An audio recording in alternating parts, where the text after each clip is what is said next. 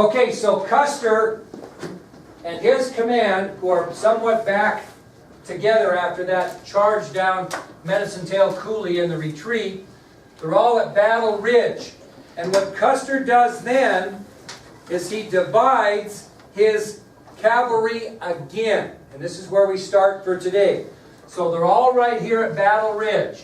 And Custer's going to divide his column again. Custer is going to take companies C and E. And he's going to march in the direction, look up here, of Custer Hill. So Custer is going to assume command of companies C and E and march in the direction of Custer Hill. Who's Keogh going to take according to your map? I and F. He's going to take companies I and F. And he's going to march along the ridge from Calhoun Hill. You can see the movement here toward Custer Hill. And you can see Keogh's name here. So here he goes. He's going to march up here toward Custer Hill, and you're going to see that he's eventually going to do what? According to your map. Where's the arrow pointing once he gets toward Custer Hill? It says Keogh. He's going to be retreating. And where does Calhoun stay? At Calhoun Hill with Company L. So at Battle Ridge, Custer divides the 7th Cavalry. Custer takes companies C and E and marches in the direction of Custer Hill. Keogh assumes commands of companies I and F, and he's to march along the ridge from Calhoun Hill, and he's going to join Custer at Custer Hill. As you can see by the map, he is not going to make it there. Okay? And Calhoun is told to stand firm in the skirmish line. He's already deployed with Company L at Calhoun Hill. Why doesn't Keogh make it to Custer Hill? Because Cheyenne Chiefs Lame White Man and Noisy Walking, who are on your ID sheet, along with their warriors, attack Keogh's command. So why would they name chief, like, why would they name any of their people Lame White Man? No, we'll talk about the history behind that in a bit. So you just concentrate on what he's doing. Is he half white? Okay, so Cheyenne Chiefs Lame White Man and Noisy Walking, along with their warriors, attack Keogh's command. And they push him back over the ridge to this position here before they can reach Custer Hill. Again, Cheyenne Chiefs Lame White Man and Noisy Walking, along with their warriors, attack Keogh's command, and they push them over a ridge before they can reach Custer Hill. Now, unfortunately, Chief Lame White Man was killed during this exchange. And unfortunately, more, he was mistaken for a Crow scout and shot by his own people. So he was a victim of friendly fire. Okay? It's not that funny. So Cheyenne Chiefs Lame White Man and Noisy Walking, along with their warriors, attack Keogh's command, and they push them over the ridge before they can reach Custer Hill. Unfortunately, Chief Lame White Man was killed during this exchange with Keogh. He was mistaken for a Crow scout, so he became a victim of friendly fires. Okay?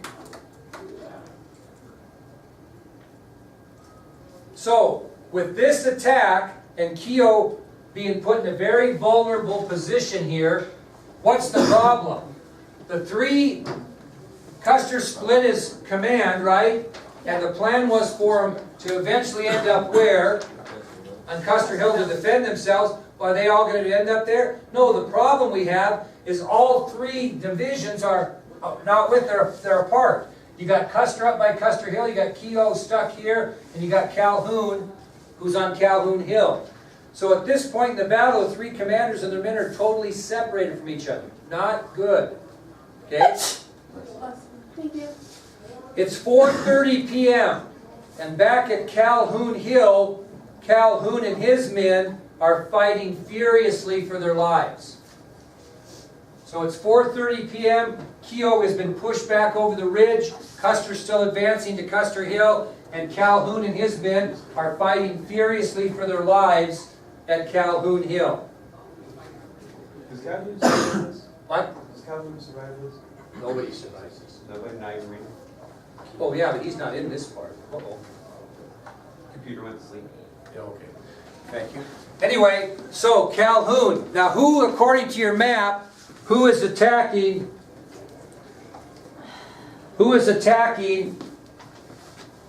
Calhoun and his men? No? Gaul. And they're attacking up what's called Greasy Ridge. Okay? Greasy Grass Ridge. So at 4:30 p.m., back at Calhoun Hill, his men are fighting furiously for their lives. Chief Gaul and his warriors have settled in an area in front of Calhoun Hill known as Greasy Grass Ridge. They're right basically in front of them. Can you picture this in your mind? You'll see the hills when you're there. They're not mountains, they're hills. And here's Keogh's men on the other side of the bluff, and here's all of Gaul and his warriors sneaking right up to the base of the bluff, attacking them. Okay? Calhoun's men were in what formation at that point? Skirmish line. But their skirmish lines, because of heavy assault they were taking, they ended up bunching all together. So they got from their skirmish lines and bunched all together. And when they bunched all together, what did Gaul and his warriors do? Wiped them off, wiped them out to a man.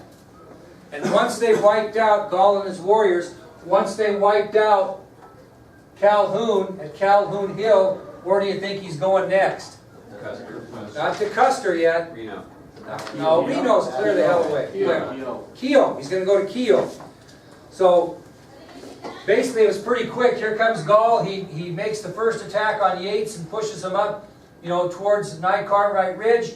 Then he reassembles and goes up Greasy Ridge and wipes out Calhoun. As soon as he wipes out Calhoun, he and his warriors move over and they take on Keogh. And his men were quickly wiped out as well, except for 20 men. 20 men that were with Keogh were not wiped out by Gaul and his warriors at that time. Where did those 20 men go? They went towards Custer Hill. Very good. So, Gaul and his warriors wipe out Calhoun at Calhoun Hill. They turn their attention to Keogh, who's on the ridge there. They wipe him out except for 20 of his soldiers who got away. And where'd they run? Toward Custer Hill. Okay? So I got a question. Yes. How big is this like? This area? Yeah. That's a great question. It's hard to be explained. It's a ways apart. It's Like miles? Oh no, yards. Oh. 100 yards, 150 yards. So they weren't really. You'll be right. You guys, this is why it's going to be so. You'll be right here. You'll see all this stuff. You'll get a look and say, God, that's where Keogh got crushed, and this is where Calhoun got crushed. It's a great thing, but it's hundreds of yards, not miles. We'll be able to like walk around. Oh, that's all we'll do. It'll be awesome. Yeah. So now at Custer Hill, Custer assumes 20 of Keogh's men, and at Custer Hill, he and his men, companies what? C&E, along with about 20 of Keogh's men, are now going to fight for their lives on a last stand at Custer Hill.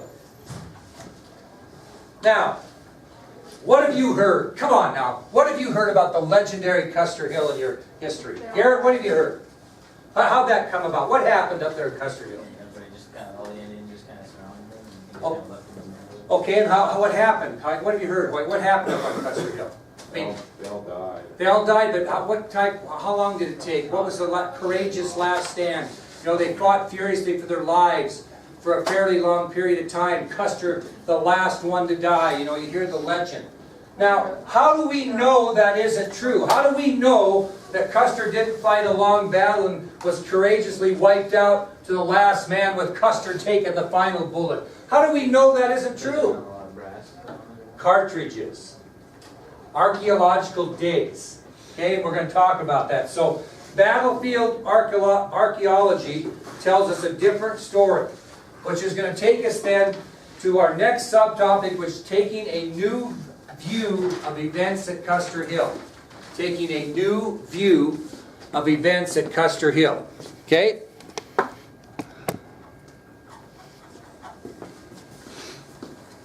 So we're going to tell you what archaeologists found out. And you're going to probably assume this is what's going to happen, but this long, courageous battle that Custer fought, down to the last man with Custer taking the final bullet, may not be what happened. Okay? And we're going to figure this out by the use of archaeological digs over the many, many years afterwards, okay? Okay, at approximately 5 p.m. on June 25th, 1876, is when Custer and approximately 100 soldiers made their final stand against the Sioux and Cheyenne Indians. It was approximately 5 p.m. when Custer and about 100 men, they figured. What was the date? It was the same day, June 25th, 1876. All this, believe it or not, happened on the same day. Think about that. We go back to the crow's nest. Remember that? We're still talking the same day. Oh, Right? the crow's nest is the same day? Same day. Remember? Because he came back and they found out he was discovered and he chose to attack that day. This is all the same day, if you can believe this. Oh, wow. Okay? So on the same day of June 25th, 1876, at 5 o'clock that night, Custer and approximately 100 soldiers made their stand at Custer Hill. Basically what happens is, you can look on your map, is Sioux Chief Crazy Horse rides down the Little Bighorn River and circles Custer Hill by one direction. Gall and his soldiers continue to assault from where he took off Keogh and continued up. And basically, if you look at your map here, Mauricio has his, you can just see they totally just get hit from both sides, right? Now, which hostile of the two hit him the hardest? Crazy. Crazy Horse, no question, hit him the hardest. So Custer's men were hit very hard by Crazy Horse and his warriors. Some men, seeing the prospects as bleak at best, chose to take their own lives at this point rather than face the brutality what the Indians had in store for them. And there was a book written about that called Save the Last Bullet for Yourself. Okay? Because there were soldiers that could see this really isn't going to work. How do we know that? Close range bullet holes in their head. Not, Indians didn't come up to them, the hostiles would shoot them in the head this close. Powder burns, etc. They took their own lives. Okay? So, was this a heroic last stand, or were Custer's men run over in a very short period of time? I'm going to give you some examples. Number one, archaeologists and their findings suggest a disorganized short battle on the part of Custer and his men. Archaeologists and their findings suggest a disorganized short battle on the part of Custer. How? They can see where the shell cartridges were all over the place. Well, what would be significant about that? Think about this. Now, I want you to listen and think about this. He's right. They found this out. They made this determination by cartridges. What's the point? The amount. The amount, maybe, and what else? How far away they're Maybe where they're at. What else? how many are in a certain area. Yes, and what else? What type? What would tell you it would be a short battle? A lot of Native American cartridges and not many 7th Cavalry cartridges. And I'm going to tell you a little later on how they figured that out. But archaeologists would say that many cartridges were found, like you said. The majority of those belonged to the hostiles. And this would indicate that most of the firing came from the Indians because very few military shell casings were found. So, a disorganized battle. What's that, Chloe? Is that number 2? That's no, we're still on number 1. Okay? So archaeologists and their findings suggest a disorganized battle. Why? Because of the many cartridges that were found, most of them belonged to the hostiles. And that would indicate that most of the firing came from the Indians because they found very few military cartridges. So that would tell you that it didn't last very long. Okay? If you found all kinds of military cartridges and all kinds of hostile cartridges, you'd say, man, this is a long son of a gun. But that's not true. Number 2, the military cartridges found no sign of organization. Okay? When they found the shell casings or the military cartridges, they had no sign of organization. Okay? What would be an example of how you might find organization in shell casings? Very good. If you had a skirmish line, those shells would be in a skirmish. They would be, lined up in a line because that's how the soldiers were. Okay? So it didn't show any skirmish line or any organized pattern at all in which they made an attempt to get organized and defend themselves. Okay? Now, so these facts, the military cartridges found no sign of organization and that archaeologists and their findings suggest a disorganized battle. These two things tell historians that the battle was short, to the point with Custer and his men suffering a very quick and probably painful death. They were probably overrun in minutes, and just minutes. So basically, Custer Hill was full of panic. It was full of fear and chaos, if you were a 7th Cavalry member. I bet you, I just can't even imagine what your thought process was. As you're sitting there with 100 men, and Gaul and his warriors are coming from one direction, and here comes Crazy Horse and his warriors. And I mean, they're talking thousands of warriors, not hundreds. Okay, can you even imagine what your thought process would be? It would make you wonder if taking your own life or saving the last bullet for your rifle would not be the best move there. Okay? Within minutes of the battle, according to historians, most of Custer's men were killed or wounded, and the Indians basically moved in to clean up the fate of the soldiers. So if they weren't dead within minutes, they were soon to be dead as the soldiers came in, or the Indians came in and took care of them. Now, listen to this. One Sioux warrior was quoted later as how long he thought the battle lasted. Okay? Later was asked, in your opinion, how long do you think the battle lasted? He said, quote, "No longer than it takes a hungry man to eat his dinner." That would not be real long. That would be minutes. Okay? So how long do you anticipate this battle was? And the Sioux warrior was quoted as saying it took, quote, "no longer than it takes a hungry man to eat his dinner." Okay? Any questions on that? So what I want you to leave with today is that Custer and his regiment split up. Calhoun was told to stand fast at Calhoun Hill with his men. Keogh was told to advance to Custer Hill, and Custer went to Custer Hill. Keogh did not make it. First, Calhoun was totally wiped out on Calhoun Hill. Keogh was pushed back by Chiefs Lane Whiteman and Noisy That is the best day. Walking.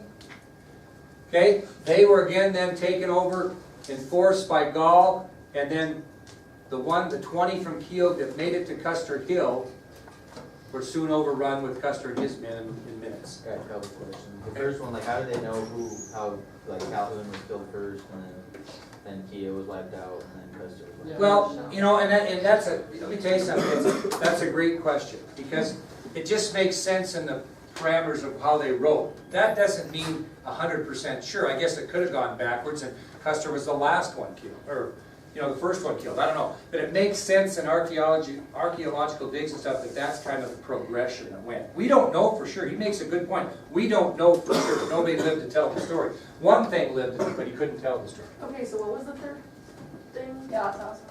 Third thing for what? I think it was only two, I guess. Two. Oh, there's only two? Okay. All right. Now, that's not the end of the story, because we're going to talk tomorrow about the fate of Custer's E Company. We may or may not, I don't know. We'll see. If you're not going to be here tomorrow, you need to either bring a flash drive in on Monday and get this lecture, or you need to get on the website and get it. Because what happens is there's a thought process through archaeological digs that George Custer sent Tom Custer and his men down a deep ravine to try to push the Indians back while they tried to get organized on Custer Hill. And the reason we believe that is because of evidence found through cartridges. We'll talk about that in a bit. Was Custer the last one living, or is he? Nobody knows that. We'll talk about that in part 3. I don't have a clue. I think he could have been shot. He could have been the first one shot. There's rumor. Here's another rumor. There's another rumor out there, according to Indian discussion, that Custer actually charged with Yates was killed during the Yates charge, and they packed his body up to Custer Hill. Out of respect, they took him with them. I don't know if that's true. Nobody knows. All they know is where they ended up. You know what I mean? And so this is all a crapshoot, but archaeological evidence tells us some things we'll talk about. Yeah? How did William White get his name back? Most Native Americans are given names simply from things that happened. You know, running bear, maybe a Native American was caught running. I don't know. Everybody's different. So, Noisy walking or whatever, he probably didn't walk that. Maybe he was a child. I don't know. Who knows? But they get their names from events in their lives. Okay. Does anybody have any questions at all? Okay. If you're not here tomorrow, you might want to get on the video.